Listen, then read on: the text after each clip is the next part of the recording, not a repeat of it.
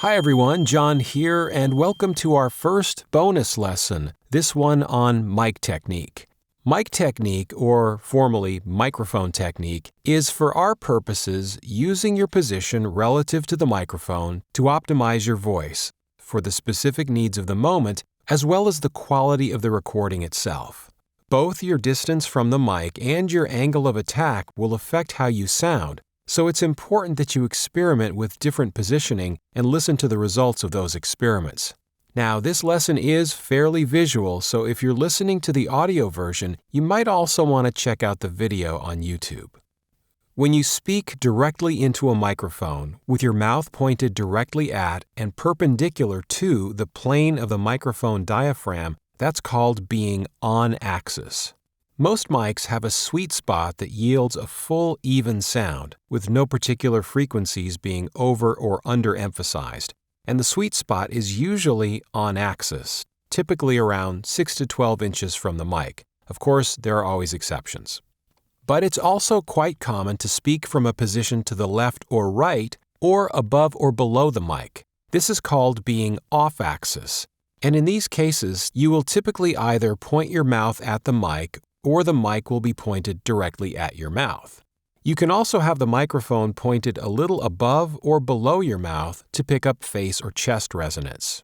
Off-axis positioning can help with certain issues like excessive sibilance, plosives, which are sounds that push too much air into the mic and cause a popping or thumping sound, the classic, of course, being the P-pop, volume changes, as well as practical concerns like the mic blocking your view of the script. You can also position yourself such that neither you nor the microphone is pointed at the other. This is called being off mic and yields a muffled and generally undesirable result that's only required in a few special cases. I'll show you right now. This is me speaking off mic. Doesn't sound great, does it? But if you need to sound like you're on the other side of a room, it works pretty well. Okay, back to it. Just like angle of attack, adjusting your distance from the mic can be used to change the quality of your voice and to compensate for changes in volume. Generally, the louder you are, the further you need to be from the mic, and vice versa. You'll also notice that as you get closer to the mic, the low or bass frequencies tend to be boosted. This is called the proximity effect, and you can create some interesting effects by taking advantage of it. Every mic and every voice is different, but with a little experimentation, you'll be able to quickly get a good, clean recording of the specific tone you want without too much trouble.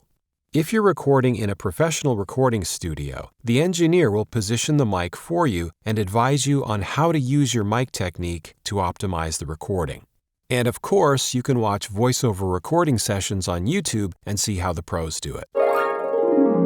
Okay, I hope you found this little bonus episode helpful. Our next stop is microphone preamps and audio input devices, so subscribe to be notified if you haven't already. Links in the description, and thanks for listening.